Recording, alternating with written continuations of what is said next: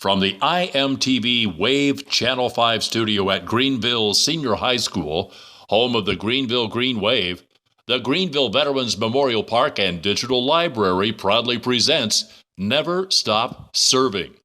Hello everyone. Welcome back to Never Stop Serving. I'm Samuel Plock and I'm your host for Never Stop Serving. This is now Season 5. What a great season it has already been. This series is sponsored by Greenville High School's interactive media class and Greenville VFW. Today, our special guest for episode number 54 is Shannon Fritz. Let's welcome to the show today. Thank you, Sam, for having me. You're welcome, anytime. Shannon is the Assistant Fire Chief in Greenville, Ohio, and the Trustee for the Greenville VFW. Oh, Shannon, please tell us about your origin story, where you grew up, your parents, where you lived, etc. Sure. I'm born here in Greenville, Ohio. My parents is Gene and Marilyn Fritz.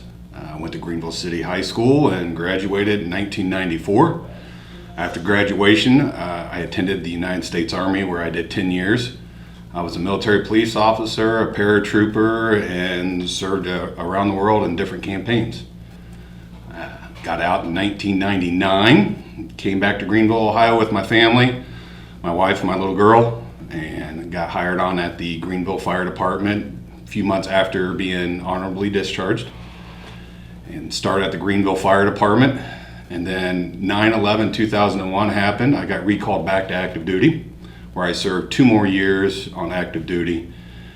Left the fire department and served those 2 years with the Ohio Army National Guard with 2 campaigns overseas, and came back again to the fire department, and still here in Greenville, wife and 4 kids, and loving every minute of it. It's great. I was born here in Greenville too in 91, and my 28th birthday is coming up really fast. So I'm familiar with Greenville too, and I graduated from this very high school 10 school years ago. Shannon, would you please tell us what branch of the service that you served for and how long did you serve? I served in the United States Army. I did 6 years active duty. I got off active duty in 1999, came back to Ohio, and I was with the Ohio Army National Guard. And I was coming up on the end of my contract, and 9/11 happened, and I got stop-lossed, meaning I didn't get released. And I served a couple more years after that for Operation Enduring Freedom and Operation Iraqi Freedom. And then in 2004, I hit my federal limit, and they finally let me go, and I was able to honorably discharge after my service. What was your job while you were in the military? I was a military police officer. I was stationed at Fort Bragg, North Carolina for my whole active duty career. I didn't do a whole lot of law enforcement road time as a law enforcement officer. I was more of a field MP, so I did a lot of prisoner escorts, convoy escorts, route reconnaissance and signing stuff, with a couple tours overseas for different campaigns. Well, that was very noble of you. I enjoyed it. It was quite the experience. That's great. Do you have any memories or highlights from your military experience or service that you would like to share? I think the biggest memory I have is all the different worlds and cultural societies and places I've been to and I've seen. It was amazing to see how everybody gets along and how everybody does a little something different. And it was quite the experience. It was humbling in some moments of how little they had to get along to be happy. Yeah. Yep. It goes to say a lot about these other countries compared to the U.S., doesn't it? It does. A lot of times when I went somewhere, they had little to near nothing compared to what we have everything here in the United States. Wow. And they were really getting along and rebuilding, and it was humbling. It was quite the experience. Wow. It's amazing. Shannon, you currently work in the Greenville Fire Department. Are there any community initiatives in place with the fire department? Well, we have several different programs right now that the fire department offers for the community. October is Fire Prevention Month right now, so our department right now is going through a lot of the K through 8 schools, elementary schools right now, and we're doing fire prevention education for the month of October. So we're getting in front of a lot of children, kindergarten through 3rd, 4th, 5th grade, the new K through 8 school out there. We've been out there all week, and we're just talking about fire prevention, safety education, smoke detectors, home escape plans, and we're really just trying to get in front of the children and the kids and teach them safe practices on what to do and how to make everybody safer at home. And we're trying to help them to take that information home and then be the teacher for their family and then start safe practices as a family.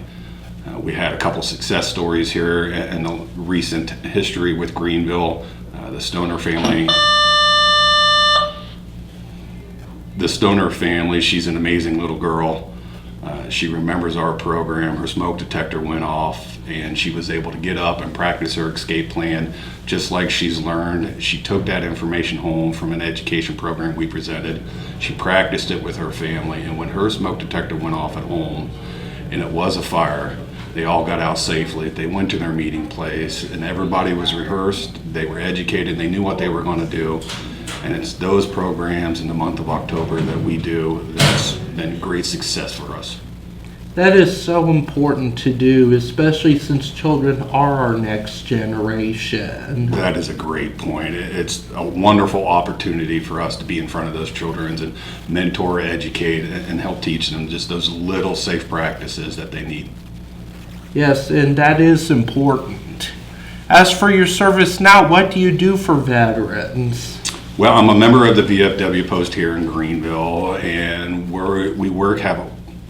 have a lot of different programs. We have scholarship programs that we oversee, and we have community-based programs. They have fishing outings for children, and the fire department showing up too, and we're just out there interacting with the kids, being good mentors, helping them fish, and letting them know that there's good choices that are out there, and just helping them along. Well, there you go. Do you have any words of advice for young people who are interested in the service or how they can get involved? Wow, that's a big question. So are we talking military service? Are we talking community service or fire safety service or first responder service? There's so many different things that I have done. Military-wise, I would advise anybody to look what you want to do and look where you want to go in your career, and then talk to every branch and what can help you get to where your goals are, whether it be a trade job, an education job, or a medical service job career. All branches offer so many wonderful different jobs. I would advise you just to narrow down what your goal is, where you want to be, and how the military can help you. Community service-wise, there's so many wonderful organizations out there right now that's helping the community. There's a lot of veterans organizations that take volunteer help. Big Brothers, Big Sisters, boys clubs, girls clubs. There's a lot of organizations right now that's especially coming up on the holidays, and boot drives and Toys for Tots. There's so many organizations right now that's looking for volunteer help that you can get involved with. And as far as first responder and service, if you're looking to graduate and get into it, it's a growing field. It's very narrow. Education is very important.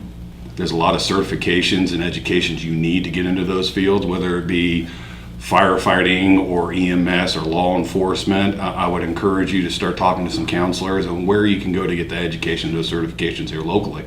There's a lot of opportunities with Edison and all the other small community colleges around. Yes, I am actually a member of the Greenville Kiwanis Action Club, and I just finished my term as Action Club president, and we do various community projects like chemo bags for the people going in chemotherapy treatment. We assemble some bags and give them to people in chemotherapy, and we also do Toys for Tots around the holidays. So is that for the local Wayne Hospital chemotherapy place out there? Yes. Oh, well, that's great. Kept it all local in our community. That's wonderful. Yes, and we collaborate with a local business, Troy Sunshade, to create the bags. A lot of community involvement in there. That's wonderful. It is. Would you please tell us about your involvement with the VFW? I've been a life member since I got back from Operation Iraqi Freedom, so I want to say 2004, I became a life member. Prior to that, I was a member and I paid my annual dues, and then I became a life member when I got back. I haven't been really active because my 4 children were young and it was a little bit more difficult to manage my time, but they're getting older now, so now I am more involved. I become a trustee. I like to attend as many meetings as I can and keep involved with the community and everything. So the VFW right now, with the facilities they have out there and all the community involvements and dinners and programs and bingos and everything they have out there to try to involve all the veterans in the community, I think is a wonderful piece that we offer. It's great. That's very important, isn't it? It is. It is. It's just veterans trying to reach out to community. It's that service they want to continue. It's those basic characteristics and morality of a veteran and a military serviceman is just wanting to help somebody. Well, there you go. Do you have any special events or information to share with our viewers by chance? Well, we're working on the Meals for Veterans coming up for Thanksgiving, and we are looking at those veterans who are in need of a Thanksgiving meal, and the VFW is currently going through those lists and looking at our donations and putting the meal process and what our menu is going to be in those lunches and those meals that we're going to provide to those veterans. So that's our next big event coming up here in November that we're really working towards, and the board members and the commanders and the trustees and everybody, they're putting those menus together. They're getting the people involved and the community leaders, and we're preparing for Thanksgiving and making sure that veterans who are in need of meals are going to have a nice meal in front of them. And we're going to deliver them too. So looking forward to that. It's going to be a good Thanksgiving. And I imagine it will be. Yes. Thank you again for your service and being able to speak with us today. I appreciate the invite. Thanks, Sam. You're welcome. Here at Never Stop Serving, we highlight veterans that continue to serve beyond their military service. Don't forget that the Phantom of the Opera talent show is approaching very quickly on November 9th, 2019. Talent acts and sponsors are needed. Please contact gvmpdl@gmail.com. Please plan on attending. You do not want to miss the show, and I will be hosting the talent show, believe it or not. We're full of excitement, acts, and very good fun. Excellent fun, so please attend. You won't regret it. Please continue to watch for upcoming episodes of Never Stop Serving. We have a full-packed season. Also, continue to watch the Veterans Memorial Park and Digital Library Facebook page for upcoming events and updates. If you are a veteran and would like to share your story, please contact the VFW or get something set up through interactive media. You never know, you could be interviewed by me on this show. Thank you for watching. This is Samuel Plock signing off.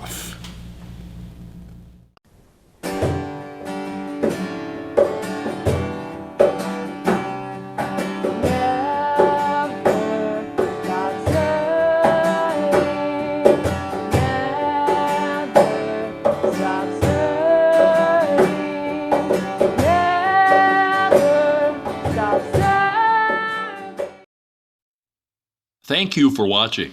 Please visit us on our social media sites. Please consider contributing to our mission in some way. Also, we are always looking for veterans and their families to share their stories with us. Be sure to join us next week for our next episode of Never Stop Serving.